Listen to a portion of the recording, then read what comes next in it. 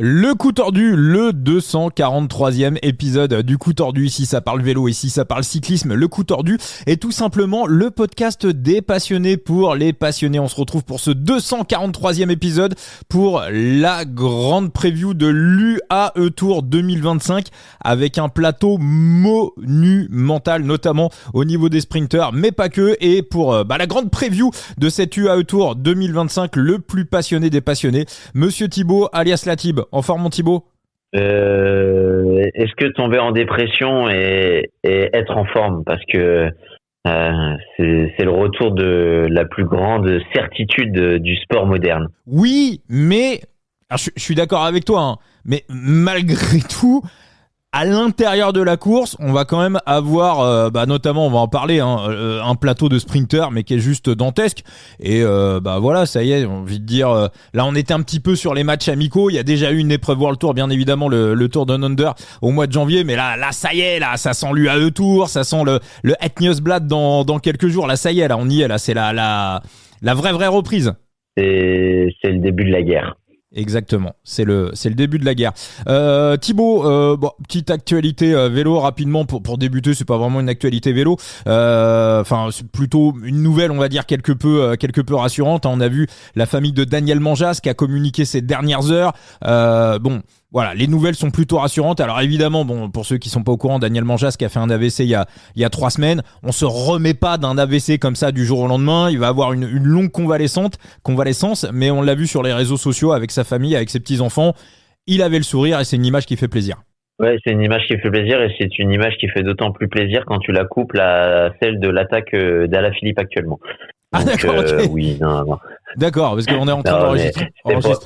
C'est pour te dire que oui, évidemment, que c'est rassurant, c'est agréable, un peu comme l'image du français actuellement. Oui, je pense qu'en plus, si Julien va la chercher, je pense que ça fera un peu plus plaisir à Daniel Manjas, parce qu'au moment où on enregistre le podcast, voilà, je vous explique, on est en plein pendant la Figueira classique. Il y a Milan Menten qui vient de gagner la course, le Murcie, et puis un gros bordel également sur le Tour de la Provence avec la victoire de Sam Bennett qui a remporté le 3e sprint, enfin la dernière étape, voilà, et voilà, on enregistre juste après. Thibaut, on part sur la preview de cette UAE Tour 2025, donc je te laisse la main pour le parcours. Alors j'ai envie de dire, on est sur du traditionnel, mais sur du traditionnel où on a quand même bougé un petit peu quelques trucs. Ouais, tu te rappelles l'année dernière la victoire de Tim Merlier du côté de Liwa Palace, de Liwa, pardon. Là on va avoir une arrivée du côté de Liwa Palace. C'est dans le même coin à peu près. Sauf que le final de l'étape de l'année dernière a été rallongé de 2 km. Et sur ces 2 km, t'as un petit passage quand même assez punchy. Donc là, on est en train de se poser la question. Et si tu le vois du côté des bookmakers, on se demande si certains leaders, certains sprinters punchers, certains Tadej Pogačar ne peuvent pas déjà remporter cette première étape au nez à la barbe des sprinters. Ça sera un petit peu les enjeux et la question qu'on va se poser pour cette première étape. Alors après, nouveauté également, on nous a mis une double ascension du... Ah non, j'ai une connerie. J'avais l'impression qu'il y avait une double ascension du Djebel Jaïs, mais pas du tout en fait. Non, Djebel Jaïs qui arrive... Non, pas du tout, c'est une montée sèche. D'accord, Djebel Jaïs qui arrive à la 3e étape, alors que l'année dernière c'était plutôt la dernière étape. C'est l'étape reine, on va le dire, et on aura la 7e étape, le Djebel Afed, donc le Djebel Jaïs, la fameuse montée à Damiette, montée de 6-7 bornes, très très sèche, très pentue. Le Djebel Alfet qui est beaucoup plus long, mais qui, on a souvent vu des arrivées, on va dire, entre sprinteurs, grimpeurs à l'arrivée, des arrivées à 10, 12, 15, pour peu qu'il y ait un tout petit peu de vent de face et une montée qui est longue. Il y a peu de pourcentage, c'est très compliqué d'y faire de gros écarts. Ouais, et puis c'est la dernière étape, c'est l'étape du côté des Émiratis où on aura envie de conclure en beauté, conclure avec le maillot de leader de Tadej Pogačar, puisque on va se le dire d'entrée, il n'y a absolument aucune surprise et presque quasiment aucun monde où Tadej Pogačar ne remporte pas le classement général avec le maillot de champion du monde du côté du tour d'une semaine du pays de son sponsor principal. Donc on voudra conclure en beauté et c'est une double victoire au sommet de Tadej Pogacar. Bah alors, jouer avec excès comporte des risques, hein, bien évidemment, je le rappelle, hein, on n'est pas obligé de mettre de l'argent pour chercher à savoir qui sera le vainqueur, et si vous le faites, faites-le avec la plus extrême prudence. Donc Thibaut, j'ai envie de te poser la question, si on fait cet UAE Tour 100 fois, Tadej il le remporte combien de fois en prenant en compte les impondérables? 99,99% de chance. Le petit pourcentage de chance où il ne le remporte pas, c'est un Tadej Pogacar qui est foudroyé par la foudre, un Tadej Pogacar qui est enlevé par les extraterrestres, un Tadej Pogacar qui subit une chute et qui malheureusement est au cimetière et ne ressuscite pas comme l'Undertaker. Tu l'auras compris, il faut un miracle. Ouais. Même si Urska le quitte, il reste sur le vélo, il gagne quand même. Malgré tout, donc voilà, sur ce que tu nous dis, j'ai envie de dire, la cote à 1,16, alors moi je la prendrais pas, hein, évidemment, c'est des cotes qu'on n'aime pas trop, mais s'il a 99,99% de chance de gagner, moi je suis d'accord, hein, je me range de ton côté, ça veut dire que la cote à 1,16, en réalité, elle est complètement value. Oui, mais non, c'est pas des cotes sur lesquelles il faut placer son argent parce que faut que t'en places énormément pour en gagner au final très peu. Donc vaut mieux aller chercher son bonheur ailleurs que de mettre de grosses billes dans des certitudes quasi absolues. C'est vrai. Après, c'est vrai voilà, le problème, c'est qu'il faut mettre énormément pour gagner un petit peu, et que si jamais il y a le fameux enlèvement d'extraterrestres ou l'impondérable, une chute, ça peut arriver, bien évidemment, derrière, faut cravacher le reste de la saison pour essayer d'aller rechercher la mise. Maintenant. Ouais, et puis même quand tu mises, oui, tu mises pour faire de l'argent, mais il y a aussi peut-être pour certains, une majorité, un petit côté émotionnel où tu aimes vibrer derrière des petites surprises, des cotes qui sont appréciables. Là, honnêtement, est-ce que tu vibres derrière une minace de Tadej Pogacar à 1,16, 1,12? Absolument pas. Moi, il y a même pas le petit plaisir derrière, tu vois.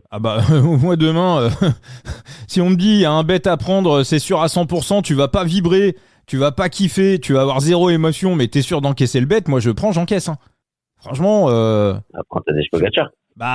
Ouais, j'ai envie de dire, c'est une sorte de. C'est presque une sorte de voilà. Imagine, t'as un taux de rendement à 16%, quoi. 1,16.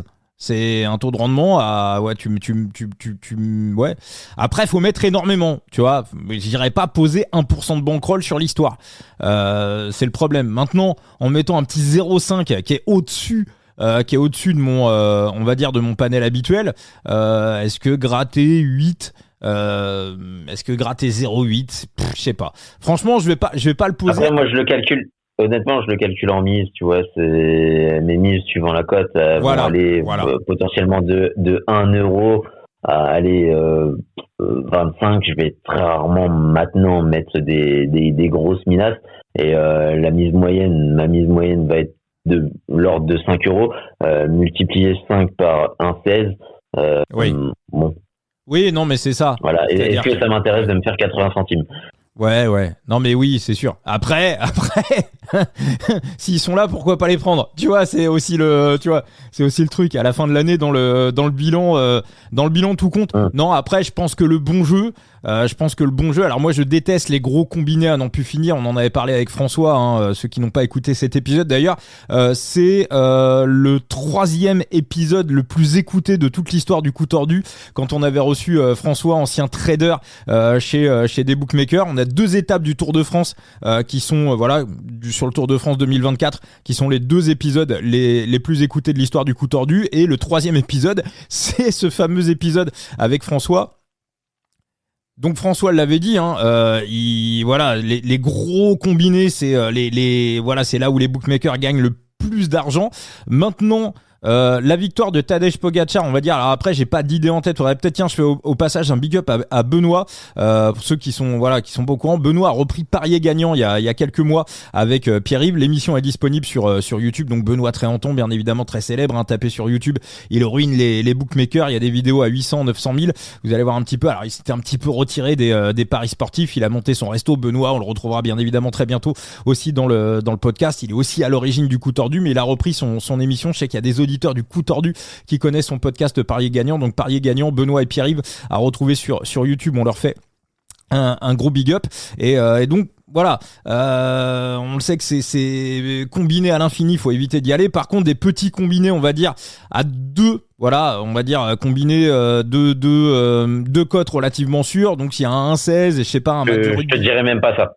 Je te dirais même pas ça, mais faut avoir la fenêtre de tir pendant ce laps de temps où Tadej Pogačar est encore pariable à cette cote-là, c'est-à-dire sur les premières étapes. Hormis s'il gagne la première, bon là c'est foutu, hein. Il va déjà tomber à 1 et ce sera terminé, bonsoir. Mais t'as l'option en fait de choper une erreur de cote, et tu sais que les bookmakers en général sur ce type de pari, ils te limitent un peu ta mise, et quand tu combines, tu peux faire tomber cette limite. Donc en final, avec ce genre de pari, tu fais tomber la limite de ton erreur et tu peux poser peut-être un peu plus. Oui, tout en disant que du coup t'as combiné avec un truc qui là va se réaliser. Il y en a qui combinent ça par exemple avec et ça c'est déjà vu, je vais te citer l'exemple, Manchester City ou nul, qui était à 1,02, et malheureusement ce pari qui était censé être sûr a été perdu.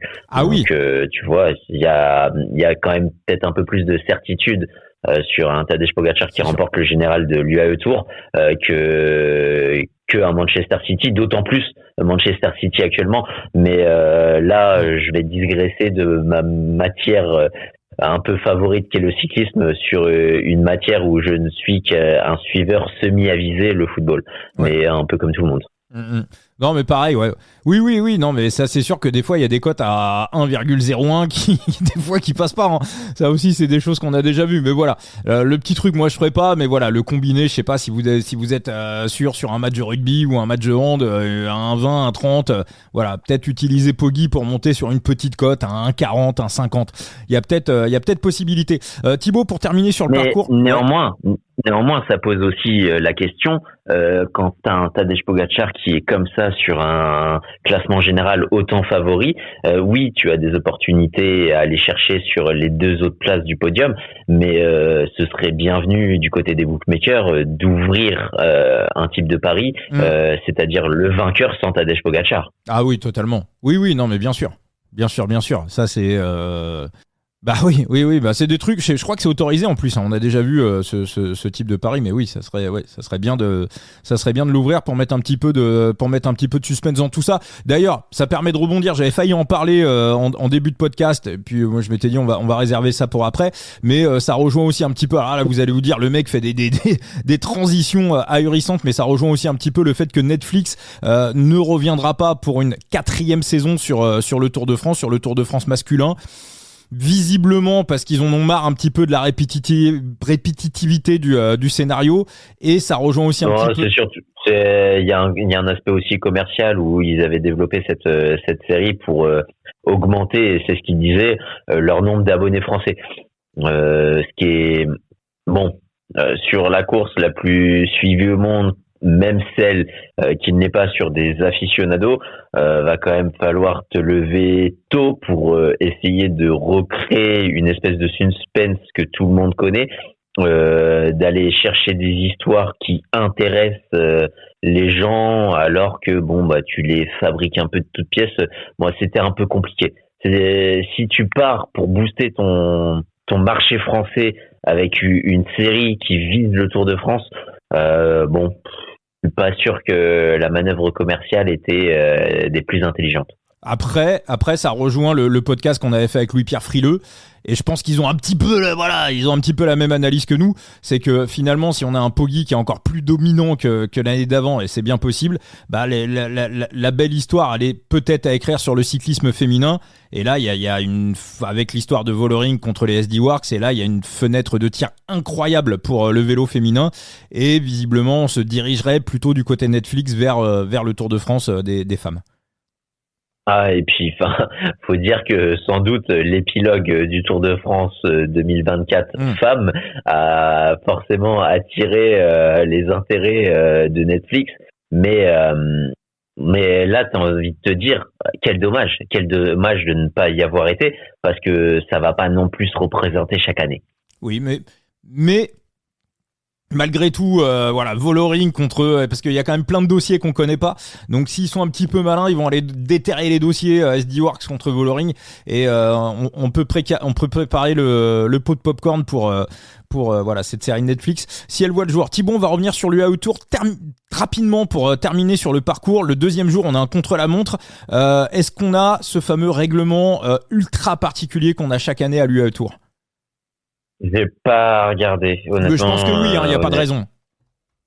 Je pourrais pas te dire, je pourrais être penché là-dessus pendant qu'on enregistre le podcast. On en reparlera. Est-ce que ça change grand-chose dans l'absolu? Par contre, c'est un chrono qu'on peut dire qu'on connaît, puisque il se situe sur la même presqu'île que l'année dernière, et c'est le même chrono en gros que 2021, si tu te souviens, avec la chute de Tiberi du côté de l'arrivée. Donc c'est un chrono mine de rien au final maintenant qu'on commence à connaître. Ouais, je m'en rappelle très très bien. Donc pour ceux qui sont pas au courant, sur l'UAE Tour, c'est habituellement sur un contre-la-montre, on part dans l'ordre inverse du classement général, donc du dernier au premier. Sur l'UAE Tour, les équipes peuvent choisir un petit peu comme sur un prologue. On peut choisir en gros l'ordre de départ de ses coureurs. Donc même si Pogačar fait 30e de la première étape, si UAE a envie de le faire partir en dernière position de ses coureurs, UAE pourra le faire partir en dernière position de ses coureurs, même si Juan Sebastián Molano remporte la première étape et qu'il a le maillot de leader de cette première étape de l'UAE Tour. Thibaut, écoute, on va y aller. Tu nous as un petit peu parlé de cette première étape, 1400 mètres de dénivelé malgré tout, pour cette première étape de l'UAE Tour, avec on va s'intéresser au final, avec un final donc relativement punchy. Alors on est sur quoi? On est sur un truc pour sprinter. Ouais, mine de rien, je resterai sur un truc pour sprinter. Là, tu vois, si je te sélectionne le dernier kilomètre, on est sur du 4%. Après, plus tu vas réduire, plus tu vas augmenter. Sur les 800 derniers mètres, on monte à 5. Allez, je sélectionne les 500 derniers mètres, on est à 6%. Les 250 derniers mètres, on est à 8,3%.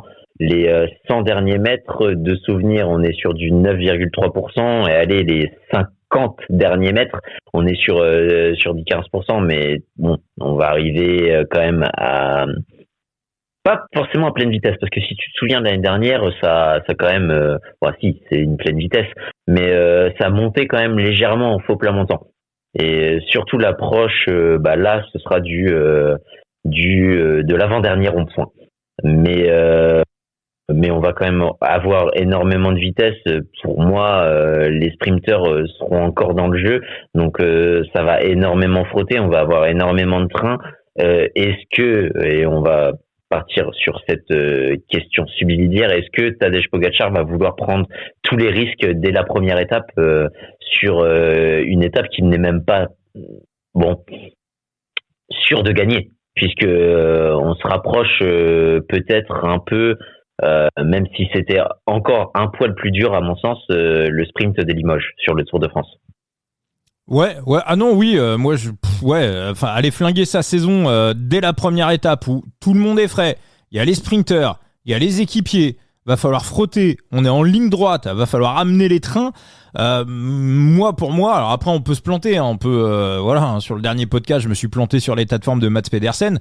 Mais je veux dire, pour moi, ou alors s'il le fait, s'il le tente, pour moi, c'est qu'il est fou. Et en plus, ils ont un sprinter dans l'équipe, à savoir Juan Sebastián Molano. Donc, pour moi, ils font sprinter Jean Seb. Bien sûr. Ils font sprinter Jean Seb. Après, J'exclus pas quand même que Tadej Pogačar puisse y aller parce qu'on connaît aussi un peu son tempérament un peu foufou. Mais moi je suis DS, non, je lui pourris la gueule. Je pense pas qu'il y aille. Ah ouais, mais tu sais, remporter la première course à la maison de la saison, la reprise, vraiment le premier jour de course avec le maillot de champion du monde. Est-ce que ça peut pas lui titiller un peu l'esprit, tu vois? Mais faudrait vraiment qu'il mette un train où il poutre tout le monde, et on va parler des trains, Thibaut, ouais, parce qu'il y a quand même du matos. Va y avoir des dingos, hein. Va y avoir des dingos aussi en termes de sprinters. Et puis, enfin, c'est pas les mecs les plus tendres. Alors oui, maintenant on a le système des cartons rouges, donc faut faire attention. Carton jaune, pardon, carton rouge aussi. Mais même avec le système des cartons, on garde quand même des mecs qui sont un peu morts de faim et qui vont avoir envie d'aller chercher ce maillot, parce que le lendemain, c'est quoi pour les sprinters? C'est un chrono, donc sur le chrono, ils risquent de perdre ce maillot. Et puis après, c'est une arrivée au sommet. Donc si tu veux porter un maillot de leader sur cette UAE Tour, faut le faire dès à présent, dès la première étape, parce qu'après c'est foutu.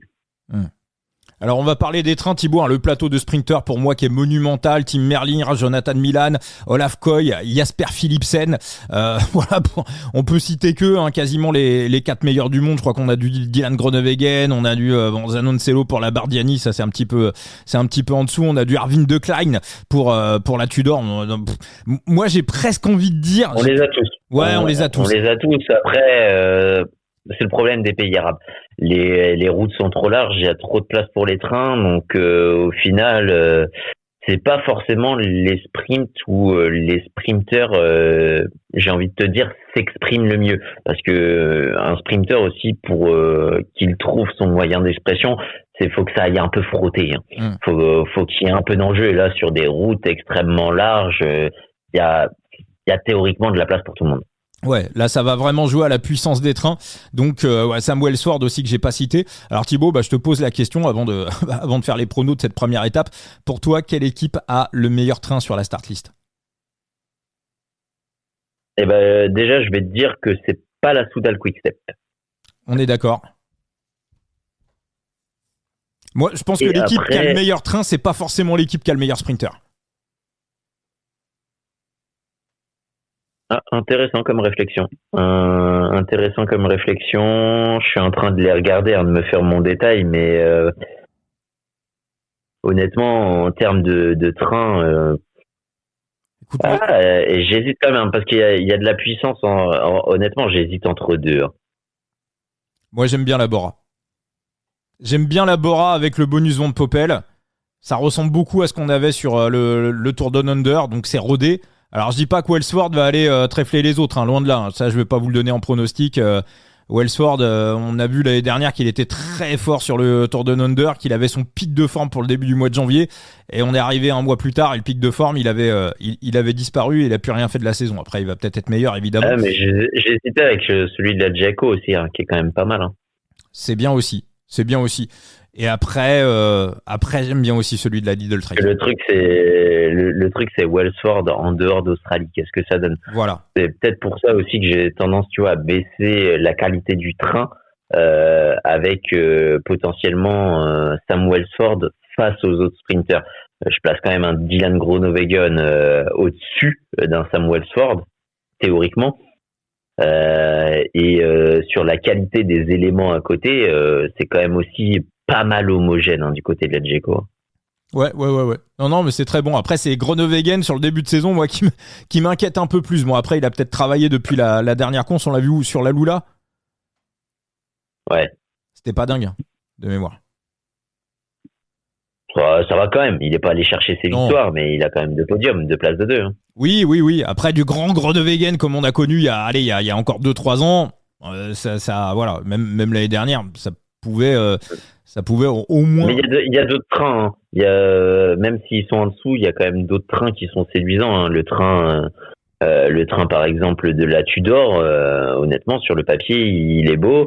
Le train de l'Avissement, on a vu, il y a quand même des beaux petits trucs à aller en tirer. Il y a quand même des beaux trains. Dernière Même question. celui de la pique-nique, hein. Ouais, je l'ai pas forcément analysé celui-ci, mais Fabio Jacobsen, Tobias Lundgren, ouais, c'est Leise, Markel, Julius Vandenberg, Edmundson, il y a de la puissance, partout. T'enlèves limite Oscar Handley, mais pour le reste, ils sont tous composants du train. Donc en termes d'éléments dans le train, c'est peut-être celui qui est le plus fourni. Avant d'attaquer les pronos de cette première étape, Thibaut, juste 2 petits points à souligner. On sait que l'UAE Tour et puis souvent les courses au Moyen-Orient, on a des épreuves où ça bordure énormément. On se rappelle notamment d'une étape, c'était il y a 3 ans, qui avait été remportée par Mathieu Van Der Poel. Il y avait eu un groupe de 30 qui était parti à l'avant. C'était n'importe quoi. Est-ce que une bordure te paraît envisageable sur cette première étape ? Eh ben, faudrait d'abord que je mette la météo que je n'ai pas fait. Donc, tu me laisses 2 petites secondes et si tu peux aller sur Pro Cycling Stat, l'étape, le live stat de la première étape et me dire l'heure de départ, ce sera parfait. Alors, UAE Tour, on va parler des électrons libres aussi, hein, juste après. Première étape, live stat. Donc on démarre à 10h20, voilà, 10h20 heure française, donc 13h20 heure locale. Donc, vous tous qui nous écoutez en voiture en ce lundi matin, parce que je sais que vous avez attaqué la semaine, voilà, ça va bosser, on allume la plateforme de podcast, tiens, est-ce qu'il y a un podcast, est-ce qu'il n'y a pas de podcast ? Bah bien évidemment, on est là pour l'UAE Tour. Je vais essayer de vous faire des petites quotidiennes aussi quand ça sera jouable, hein. Je garantis pas tous les jours, mais on va essayer d'en faire quelques-unes pour cette UAE Tour. Donc 10h20, voilà, 10h20 pour le départ ce lundi matin 17 février. Ouais, alors, tu veux ta réponse ? Allez. Alors, tu te souviens, l'année dernière, j'avais dit mes couilles en pépé, si ça ne bordure pas au départ au vu du vent et au vu de la longue ligne droite de départ. Ouais. Bien m'en a pris puisque j'ai dû mettre mes burnes en photo vu que il n'y a pas eu de bordure malgré le vent. Là, je pense que je peux les mettre en jeu parce que avec un vent de 14 km/h, si ça bordure, alors que l'année dernière, avec beaucoup plus de vent, avec un vent, je crois, de 24 km/h, c'est-à-dire de 10 km/h supérieur, une zone dégagée, une zone où c'était limite d'eau, 3/4 d'eau, là, c'est de face, en plus, 14 km/h, je peux te mettre mes couilles en pépé cette fois et il n'y aura pas de bordure. Bon. Donc l'inverse de mon pronostic de l'année dernière. D'accord. Et je vais rappeler également que sur Side Limit, voilà notre jeu de fantasy préféré, le seul jeu de fantasy où on utilise, où on joue avec ses propres cartes. Il y a $245 de prize money mise en jeu sur. Alors il y a l'UAE Tour, le Tour d'Algarve, la Ruta del Sol et le Tour des Alpes-Maritimes et du Var. Donc faut faire la meilleure équipe possible en prenant ces 4 courses en jeu. Donc à chaque fois, il faut un leader, un grimpeur, un électron libre, un équipier et un sprinter. On va aller du côté des électrons libres, hein, parce qu'on sait que pour faire des points sur Side Limit, il faut aussi avoir des mecs qui partent en échappée. Il me semble, alors il n'y a pas de classement du meilleur grimpeur sur l'UAE Tour. On a un maillot noir l'année dernière, un maillot noir qui avait été remporté par un gars de la Coratec. Je crois que c'était le plus grand nombre de kilomètres en échappée, hein, qui lui faisait gagner ce maillot, me semble-t-il. Hein. Je crois qu'il n'y avait pas de mémoire, il n'y avait pas de sprint intermédiaire, c'était une histoire, c'était Mark Stewart, je crois qu'il l'avait eu l'année dernière. Je sais plus si c'était un classement par points. Je vois qu'il y a des sprints intermédiaires ou si c'était un nombre de kilomètres à l'avant. Il me semble que c'était un nombre de kilomètres à l'avant parce que le mec s'était échappé tous les jours. Il était aussi dans l'échappée avec Van Delvet à la fin. Et en tout cas, voilà, il y a une prime pour les mecs qui vont partir devant. Est-ce que toi, tu vois sur la start list, Thibaut, un ou plusieurs gars qu'on va voir à l'avant, qui vont aller jouer un petit peu les échappées publicitaires, parce qu'on sait que pour beaucoup d'équipes sur cette UAE Tour, il va pas y avoir grand chose d'autre à jouer. Faudrait peut-être un petit peu plus partir du côté sans doute des Vini Fantini, mais là honnêtement pour te dégager un nom, pour moi il y en a un qui est évident qui va partir à l'avant, j'en suis sûr, c'est Manuele Tarozzi. Tarozzi. Ouais, Tarozzi, Ça me paraît d'une évidence totale. Et là où j'ai l'hésitation, c'est sur Pipo Fiorelli. On l'a vu l'année dernière, c'est lui qui avait remporté sur le Giro le fameux classement de l'Inter Giro, hein, des sprints intermédiaires. J'ai pas regardé les primes sur l'UAE Tour, mais je pense qu'il y a de la moulaga aussi pour les équipes. Donc est-ce qu'on va pas envoyer aussi Pipo Fiorelli? S'il y a des sprints intermédiaires, on sait que dans un petit groupe, il va poutrer tout le monde parce qu'il est très très rapide au sprint. Donc voilà, Manuele Tarozzi dans une ligue, ça c'est sûr, c'est vissé. Je pense que énormément de managers Sky Limit vont aller le mettre en électron libre, sachant qu'on peut jouer aussi sur 3 autres courses, hein, donc ça sera pas non plus le seul. Pipo Fiorelli, c'est pour moi une véritable interrogation, sachant qu'on a Zanoncello sur des sprints plutôt plats. On n'a pas trop cette tradition des trains. Pipo Fiorelli, c'est pas un poisson pilote, alors on pourrait faire travailler les deux ensemble. On peut faire aussi sprinter les deux, mais moi je serais le DS de la Bardiani, j'enverrais Fiorelli à l'avant de temps en temps quand même pour aller gratter quelques primes et ramener des sous à la maison à la fin de la semaine. Bon, voilà, les coureurs de Bardiani qui ont des familles à nourrir un petit peu comme tout le monde. Donc voilà, donc hésitation de mon côté entre Tarozzi, ça je mettrais dans une ligue c'est sûr. Hésitation à mettre Pipo Fiorelli en électron libre, mais effectivement je pense que les Bardiani sont sur Sky Limit. Je pense qu'on verra les Bardiani à l'avant. Et je vous redonne notre code de parrainage et on fera d'ailleurs un petit tirage au sort dans le cours de la semaine. Je vous offrirai un pack 5 cartes pour ceux qui sont passés par notre code de parrainage. On fera un tirage au sort dans le cours de la semaine. Coût tordu 0 pour. Je rappelle que Sky Limit n'est pas partenaire de ce podcast, hein. C'est simplement un projet auquel on croit et sur lequel on s'amuse énormément. Il y a une belle communauté sur Sky Limit. Coût tordu 0 avec le chiffre 0. On aura bientôt un invité, un manager de Sky Limit qui viendra nous rejoindre dans le podcast. On le recevra, on partira à sa découverte. C'est Francesco, manager de Sky Limit qui vient d'arriver dans le jeu et qui poutre littéralement toutes les épreuves, les Ligue 3. Il est là, il écrase tout le monde. Donc Francesco très bientôt dans le coup tordu. Thibaut, pronostic pour cette première étape de l'UAE Tour? Je vais pas te surprendre. Je pense que je vais pas te surprendre non plus. Je vais pas vous surprendre non plus à l'écoute du podcast. Dis-moi Thibaut. Non, Jonathan Milan. On est d'accord. Non, on est entièrement d'accord. Jonathan Milan, sur ce type de pourcentage, je pense pas que Milan soit des plus désavantagés. Et puis au vu de sa forme de début de saison, non, enfin, c'est un bon final pour une petite Brutus où il a clairement techniquement l'ascendance sur un Tim Merlier et un Jasper Philipsen. Ouais. Olaf Koy, j'y crois un peu moins. Dans l'absolu, pour moi, son adversaire principal, c'est pas Tadej Pogacar, comme les books nous semblent l'indiquer, mais c'est plus un Tobias Lund Dressen. Moi, je vois Tim Merlier sur ce genre de finale, il peut être aussi pas mal sur la forme du début de saison, mais je suis assez d'accord avec ça sur la victoire de Jonathan Milan.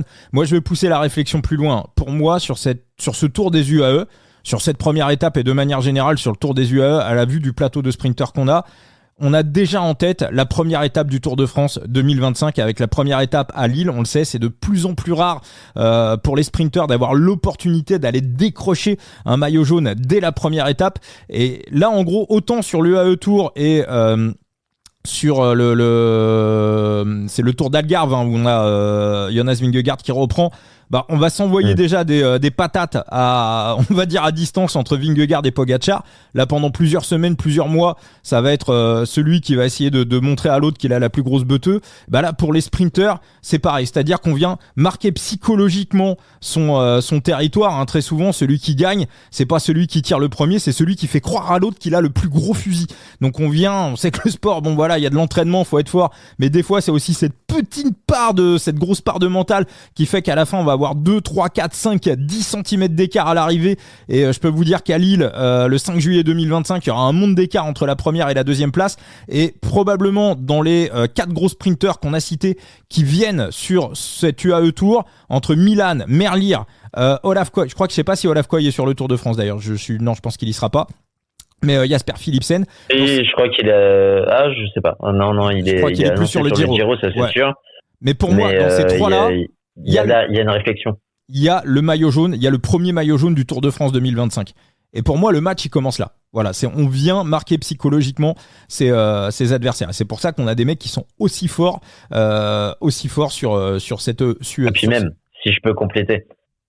Si je peux compléter ta réflexion en rapportant la puissance des trains sur ce type de finale aussi un peu ascendant. On n'a pas parlé du train Lidl, mais avec un Edwardson sur les premiers contreforts qui va être d'une bonne aide, mais surtout un Consoni qui là, quand ça va commencer à se redresser à l'approche des 150 derniers mètres, c'est plutôt très bon pour Milan. Hein.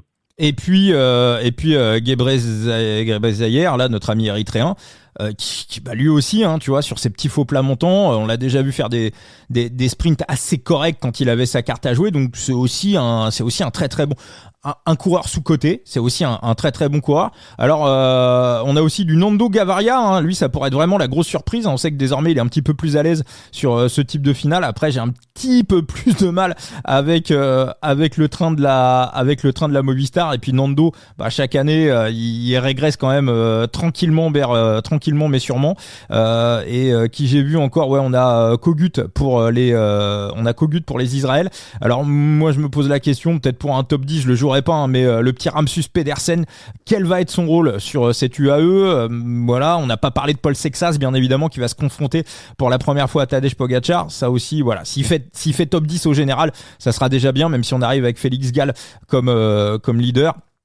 Donc voilà, je pense qu'on a fait à peu près le tour. On a Phil Bauhaus, hein, le mec on pense jamais à lui, mais à la fin c'est tout le temps lui qui arrive à créer des surprises. Donc Phil Bauhaus, pareil, un mec assez sous-coté pour la Bahreïn Victorious. Mais c'est vrai que tout le monde a ramené un petit peu son petit sprinter. Hein. On a Tigent pour les Intermarchés. Donc ouais, non, énorme plateau de sprinters. T'as des sprints qui sont intéressants. Hein. T'as des sprints qui sont intéressants. Le quatrième, t'as un enchaînement de 2 ronds-points.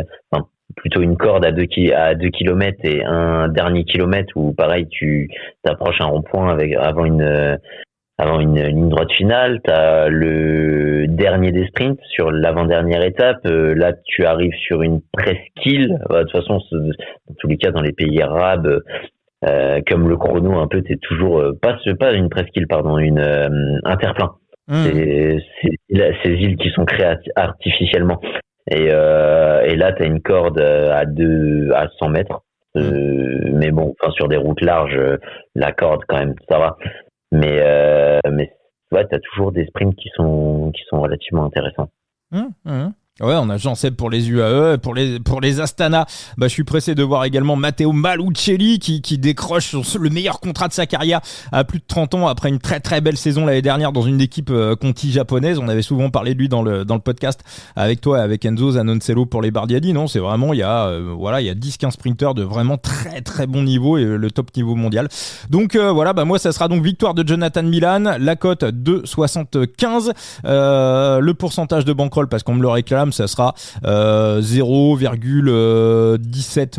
Voilà, 0,1775, donc 17,50€ sur une bankroll de 10 000 €, 8,75€ sur une bankroll de 5 000 € pour vous donner un ordre d'idée.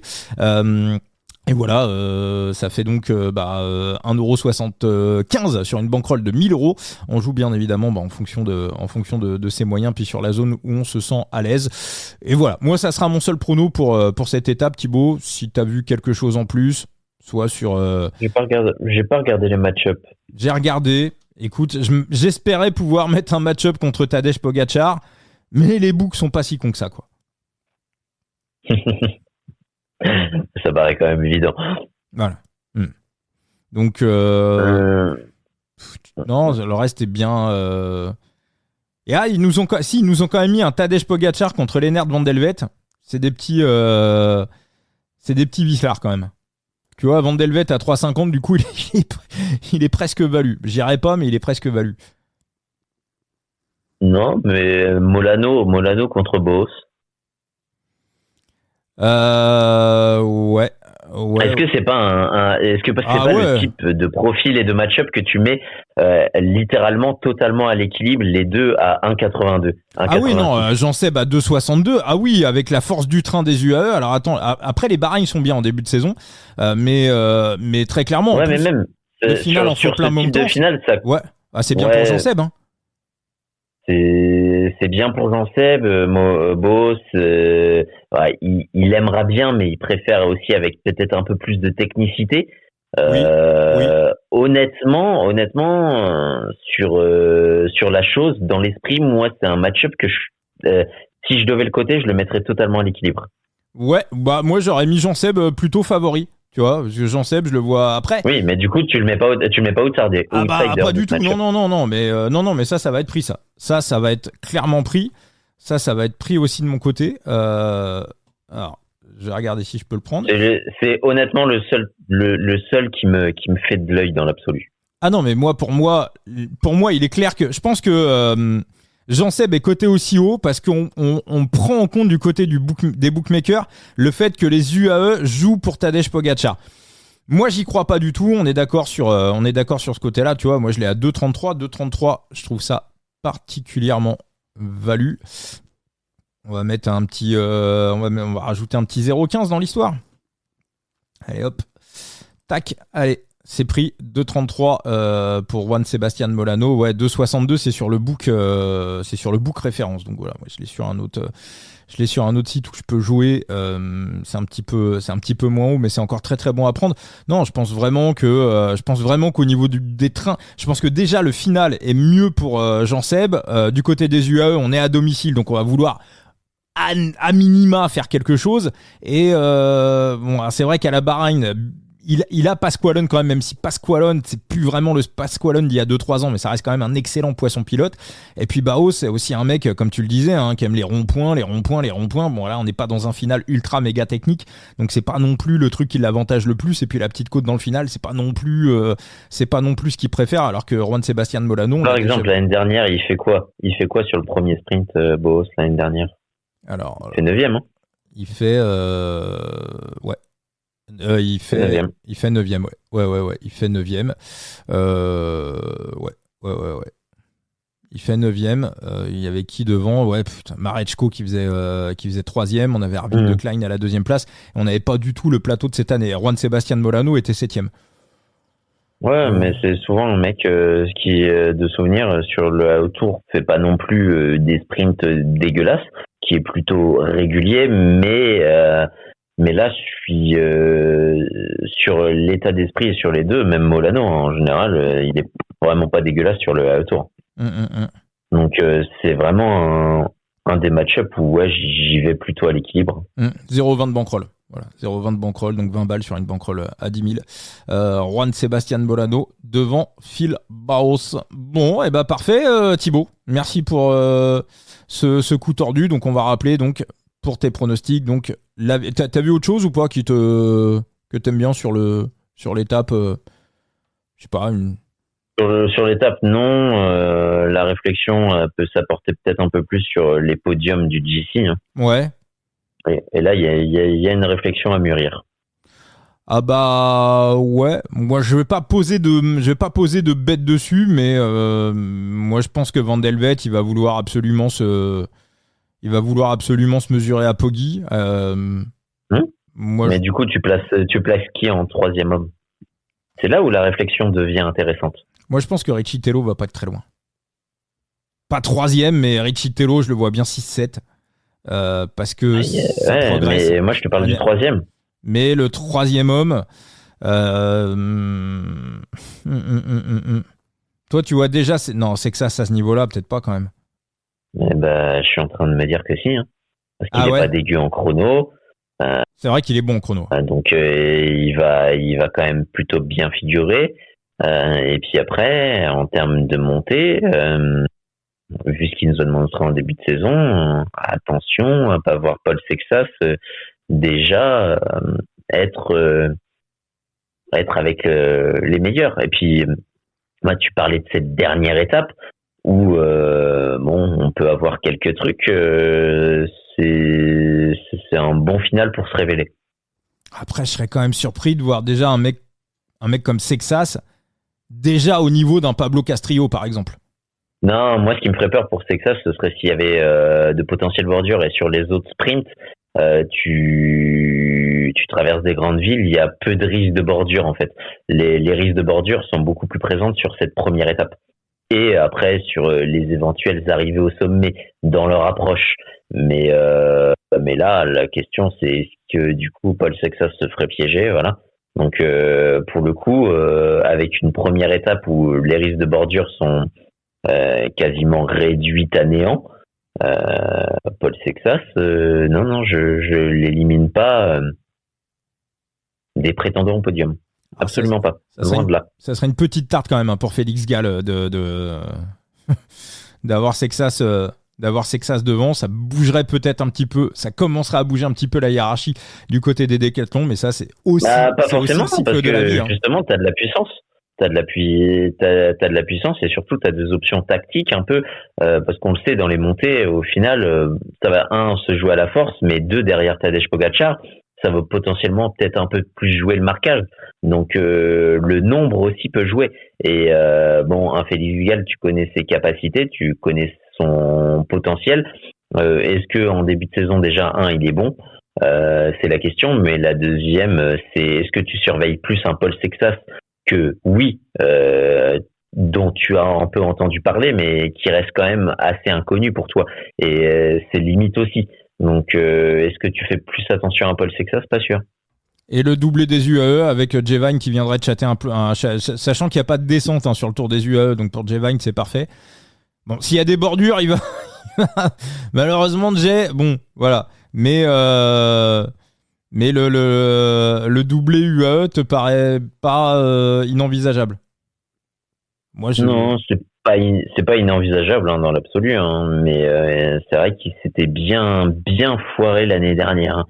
Il venait aussi pour faire un doublé. Oui. Et là, on va peut-être partir un peu plus dans l'optique de tuer le général. L'objectif, ce sera pas forcément de mettre 2 mecs sur le podium du Tour national, mais plus de gagner avec Tadej Pogačar, gagner à la manière et puis montrer le maillot de champion du monde. Il y avait une histoire bizarre l'année dernière, ils étaient tous tombés un peu malades à la dernière étape. Il y a eu un truc un peu obscur. Je sais pas ce qui s'est passé, mais il y a eu un truc un peu obscur. Bon, ok, bah oui, non, c'est vrai qu'il y a aussi une revanche à prendre du côté des UAE sur ce tour à domicile. Et je pense qu'ils vont vouloir remettre les points sur les i et les barres sur les t. L'avantage. Et puis l'avantage qu'aura Jevine, c'est que derrière, il a plus qu'à sucer les roues. Il fait son petit train pour Tadej Pogačar. Tadej Pogačar attaque avec facilité et dépose tout le monde. On l'a vu dans les déclarations de Lennart Van Helvelt. Ils sont tous un peu dégoûtés dès qu'il est au départ et ils tombent tous en dépression, ce qui est compréhensible. Nous aussi suiveurs, on tombe en dépression. Et on en est fort triste qu'il y ait absolument aucune incertitude qui fait la beauté de ce sport, et la beauté du sport en général. Mais pour le coup, oui, il pourra se reposer maintenant. La question, c'est à quel degré il va se buter et à quel degré les autres vont pouvoir prendre un ascendant sur le travail qu'il aura fait en amont. Voilà. Oui, non, mais c'est totalement ça, mais effectivement, Jevine, ça lui laisse aussi des opportunités, notamment sur la dernière étape. Une fois que Poggi sera parti devant, lui, il aura plus qu'à sucer les roues et préparer le dernier kilomètre. Thibaut, merci beaucoup pour ce coup tordu, pour cette belle analyse du Tour. La dernière étape, non, c'est plus sur la troisième. La dernière étape. Mais la dernière étape, en sachant qu'il aura déjà le GC et qu'il le maîtrisera d'une main de maître, est-ce qu'il attend pas le dernier kilomètre pour aller le gagner en solitaire, tu vois? C'est là, en plus, sur ce type de montée, en général, ça se joue dans le dernier kilomètre. Et est-ce qu'il essaierait pas de faire croquer les copains sur la dernière étape? Mais il avait pas essayé d'ailleurs, Pogačar, une année, de faire croquer les copains sur cette montée-là, et au final, il avait gagné au sprint. Non, c'était pas sur l'UAE Tour. Je dis de la merde, c'était sur la Catalogne à Barcelone l'année dernière. Il avait tout fait pour essayer. Ouais, il avait tout fait pour essayer. En même temps, après, j'ai envie de te dire, quand tu gagnes, il en a gagné combien? 4 sur 6? Non, 5 sur 6? À la Catalogne, oui. Oui, donc il peut se permettre de faire croquer la dernière. Mais là, mais je pense qu'avec le Prince sponsor qui va être dans le coin, je pense qu'à mon avis, ils vont pas jouer au con. C'est combien le salaire de Pogačar maintenant? 12 millions par an? Ouais, et puis même il y a l'aspect symbolique. C'est ta superstar, c'est la Ouais. superstar du cyclisme, c'est le champion du monde. Donc faut qu'il gagne avec le maillot de champion du monde, et deux, après faut qu'il gagne avec le maillot de leader de ce classement général. Ouais, oui. Donc on est d'accord, tout est vissé. Tout est vissé. Puis s'ils vont pas lui avoir fait un beau maillot de leader de classement général avec en plus les liserés, je sais pas ça. C'est aussi une probabilité. Et bah parfait Thibaut pour ce coup tordu. On te retrouve sur ton compte Twitter X Thibaut Chambre. Enzo qui a fait une preview également sur son site The Big Gear. Donc allez faire un tour. Hein. Vous aurez tout écrit également avec les pronos de Enzo alias Phoenix. Et puis on essaye de se retrouver dans la semaine Thibaut. Ouais, pas de souci. Et puis si je peux te renvoyer, tu as aussi très prochainement la Classique à Rennes. Et Exactement. La Classique à Rennes, j'ai sorti un article sur Vélo Fluté que je t'invite à aller voir pour découvrir le parcours, ce nouveau parcours, ces secteurs quand on peut les découvrir, et puis à toi de te faire une idée sur mais moi, j'ai mon le idée. vainqueur Ouais. de cette course et pourquoi Wout van Aert va remporter la Classique à Rennes. Ouais, mais j'avais justement alors si je pouvais mettre un pronostic sur cette Classique à Rennes, je pourrais pas en mettre, mais je pense que Bernal va aller claquer le podium. Parce que Intéressant. Parce que Bernal c'est un ancien vététiste, il a déjà fait 3e d'Estrade Bianche, il revient très en forme.